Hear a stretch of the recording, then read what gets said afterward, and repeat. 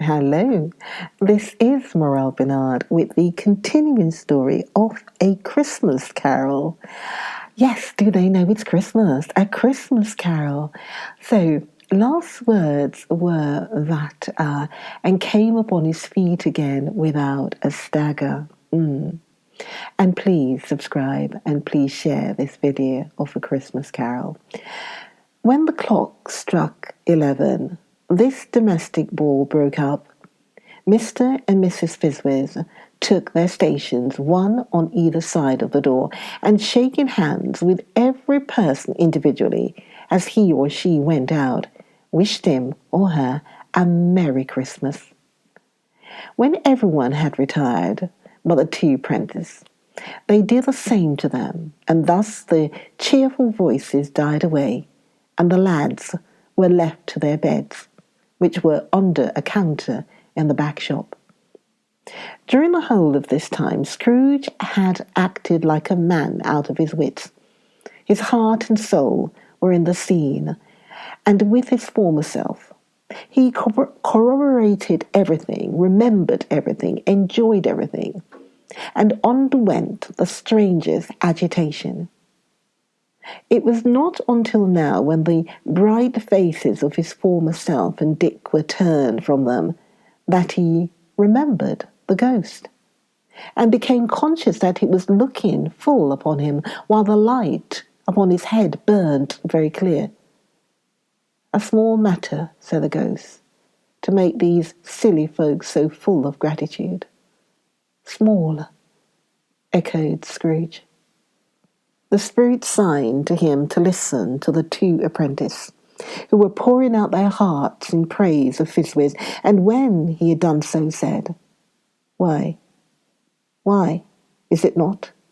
He has spent but a few pounds of your mortal money, 3 or 4 perhaps. Is that so much that he deserves this praise?" "It isn't that," said Scrooge, heated by the remark, and speaking unconsciously like his former, not his latter self. "It isn't that, spirit. He has the power to render us happy or unhappy, to make our service light or burdensome, a pleasure or a toil.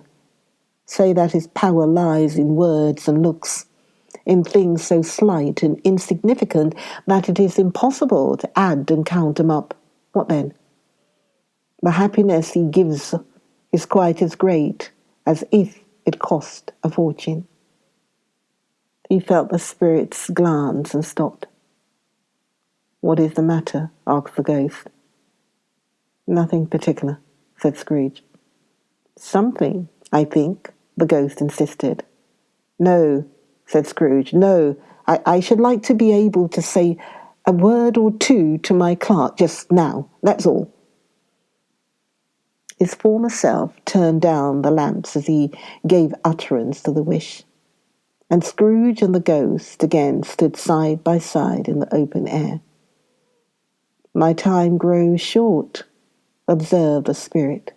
"Quick." This was not addressed to Scrooge or to any one whom he could see, but it produced an immediate effect, for again Scrooge saw himself. He was older now, a man in the prime of life. His face had not the harsh and rigid lines of later years, but it had begun to wear the signs of care and avarice. There was an eager, greedy, restless motion in the eye, which showed the passion that had taken root, and where the shadow of the growing tree would fall. He was not alone, but sat by the side of a fair young girl in a mourning dress, in whose eyes there were tears, which sparkled in the light that shone out of the ghosts of Christmas past. "It matters little," she said softly. "To you, very little. Another idol has displaced me, and if it can cheer and comfort you in time to come, as I would have tried to do, I have no just cause to grieve." "What idol has displaced you?" he rejoined. "A golden one," This is the even-handed dealing of the world, he said. There is nothing on it it's so hard as poverty, and there is nothing it professes to condemn with such severity as the pursuit of wealth. You fear the world too much, she answered gently. All your other hopes submerge into the hope of being beyond the chance of its sordid reproach. I have seen your nobler aspirations fall off one by one until the master passion. Gain engrosses you, have I not? What then? He retorted. Even if I have grown so much wiser, what then?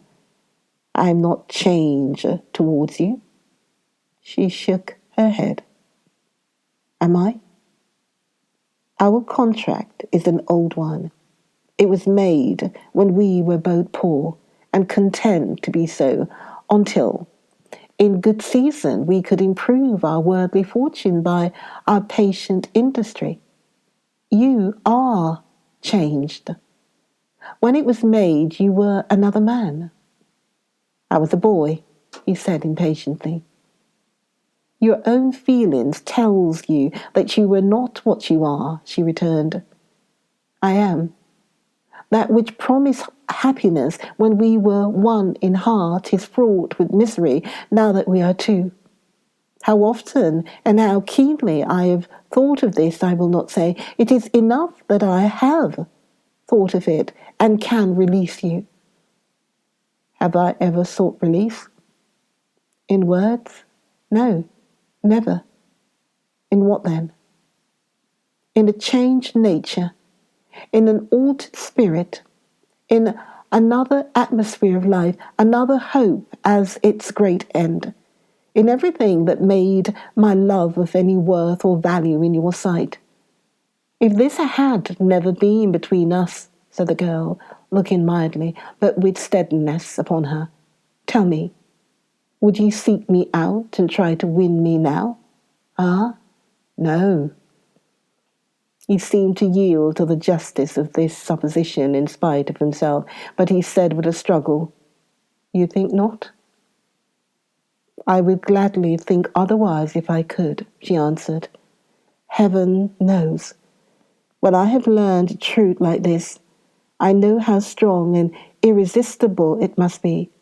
But if you were free today, tomorrow, yesterday, can even I believe that you would choose a dowerless girl? You who, in your very confidence with her, weigh everything by gain or choosing her, if for a moment you were false enough to your one guiding principle to do so, do I not know that your repentance and regret would surely follow? I do, and I release you with a full heart for the love of him you once were. She was about to speak, but with her head turned from him, she resumed. You may. The memory of what is past half makes me hope you will have pain in this. A very, very brief time, and you will dismiss the recollection of it gladly as an unprofitable dream from which it happened well that you awoke. May you be happy in the life you have chosen. She left him, and they parted. Spirit, said Scrooge, show me no more, no more. Conduct me home. Why do you delight to torture me? One shadow more, exclaimed the ghost. No more, cried Scrooge, no more. I don't wish to see it. Show me no more. But the relentless ghost pinioned him in both his arms and forced him to observe what happened next. They were in another scene and place, a room not very large or handsome, but full of comfort. Near to the winter fire was a beautiful young girl, so like that last that Scrooge believed it was the same, until he saw her, now a comely matron, sitting opposite her daughter. The noise in this room was perfectly tumultuous, for there were more children there than Scrooge in his agitated state of mind could count. And unlike the celebrated herd in the poem, they were not 40 children conducting themselves like one, but every child was conducting itself like 40. The consequences were uproarious beyond belief, but no one seemed to care. On the contrary, the mother and daughter laughed heartily and enjoyed it very much, and the latter, soon beginning to mingle in the sports, got pillaged by the young brigades most ruthlessly. What would I not have given to be one of them, though I never could have been so rude, no. I wouldn't for the wealth of all the world have crushed that braided hair and torn it down, and for the precious little shoe I wouldn't have plucked it off, God bless my soul, to save my life. As to measuring her waist in sport as she did, bold young brood, I couldn't have done it. I should have expected my arm to have grown round it for a punishment and never come straight again. And yet I should have dearly liked, I own, to have touched her lips, to have questioned her, that she might have opened them, to have looked upon the lashes of her downcast eyes and never raised a blush, to have let loose waves of hair, an inch of which would be a keepsake beyond price. In short, I should have liked, I do confess, to have had the lightest license of a child, and yet to have been man enough to know its value. But now a knocking at the door was heard, and such a rush immediately ensued that she, with laughing face and plundered dress, was borne towards it, the centre of flushed and boisterous group, just in time to greet the father, who came home attended by a man laden with Christmas toys and presents. Then the shouting and the struggling and the onslaught that made on the defenceless porter, the scaling him with chairs for ladders to dive into his pockets, despoil him of brown paper parcels, hold on tight by his cravat, hung him round his neck, pummel his back and kick his legs in irrepressible affection. The shouts of wonder and delight with which the development of every package was received.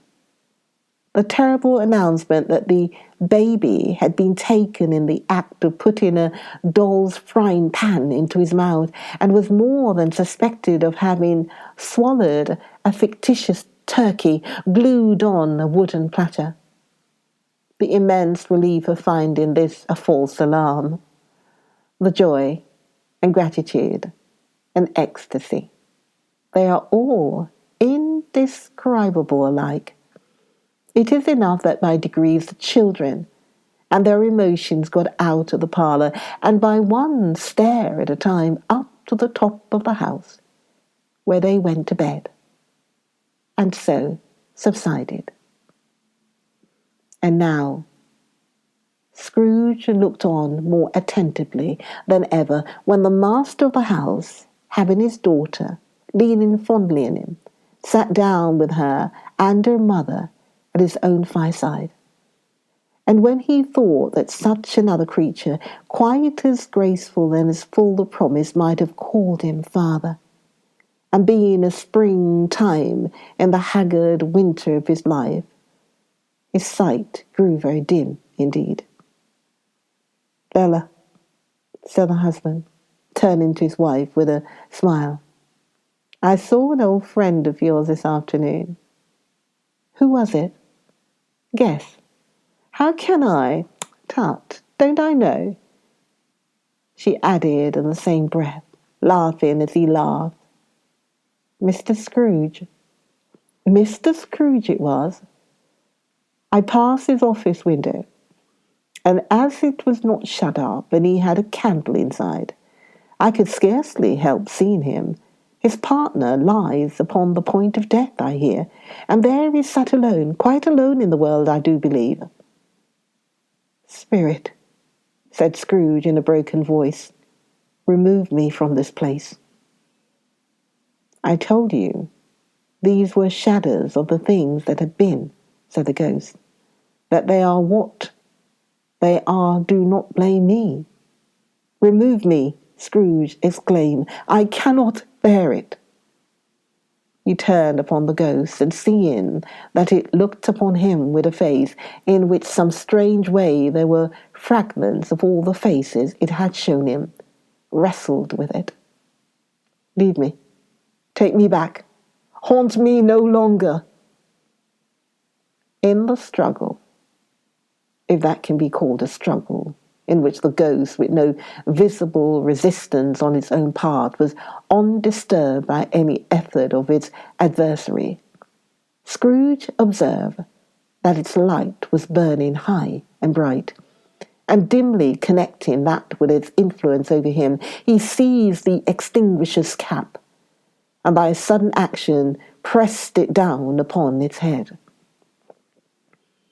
The spirit dropped beneath it, so that the extinguisher covered its whole form, but though Scrooge pressed it down with all its force, he could not hide the light, which streamed from under it in an unbroken flood upon the ground. He was conscious of being exhausted and overcome by an irresistible drowsiness, and further of being in his own bedroom. He gave the cap a parting squeeze in which his hand relaxed, and had barely time to reel to bed before he sank into a heavy sleep. Awakening in the middle of a prodigiously tough snore, and sitting up in bed to get his thoughts together, Scrooge had no occasion to be told that the bell was again upon the stroke of 1. He felt that he was restored to consciousness in the right nick of time for the especial purpose of holding a conference with a second messenger dispatched to him through Jacob Marley's intervention. But finding that he turned uncomfortably cold when he began to wonder which of his curtains this new spectre would draw back, he put them every one aside with his own hands, and lying down again, established a sharp look-out all round the bed. For he wished to challenge the spirit on the moment of its appearance, and did not wish to be taken by surprise and made nervous. Gentlemen of the free and easy sort, who plume themselves on being acquainted with a move or two, and being usually equal to the time of day, express the wide range of their capacity for adventure by observing that they are good for anything from pitch and toss to manslaughter, between which opposite extremes, no doubt, there lies a tolerably wide and comprehensive range of subjects. Without venturing for Scrooge quite as hardly as this, I don't mind calling on you to believe that he was ready for a good broad field of strange appearances, and that nothing between a baby and a rhinoceros would have astonished him very much. Now, being prepared for almost anything, he was not by any means prepared for nothing, and consequently, when the bell struck 1, and no shape appeared, he was taken with a violent fit of trembling. 5 minutes, 10 minutes, a quarter of an hour went by, yet nothing came. All this time he lay upon his bed, the very core and centre of a blaze of ruddy light which streamed upon it when the clock proclaimed the hour, and which, being only light, was more alarming than a dozen ghosts, as he was powerless to make out what it meant, or would be at, and was sometimes apprehensive that he might be at that very moment an interesting case of spontaneous combustion, without having the consolidation of knowing it. At last, however, he began to think, as you or I would have thought at first, for it is always the person not in the predicament who knows what ought to have been done in it, and would unquestionably have done it too at last. I say, he began to think that the source and secret of this ghostly light might be in the adjoining room, from whence, on further tracing, it seemed to shine. This idea, taking full possession of his mind, he got up softly and shuffled in his slippers to the door. Join me for the next video of A Christmas Carol. Do they know it's Christmas? Join me for the next video of A Christmas Carol. See you in the next video. Look forward to it. Okay, Morel saying bye for now.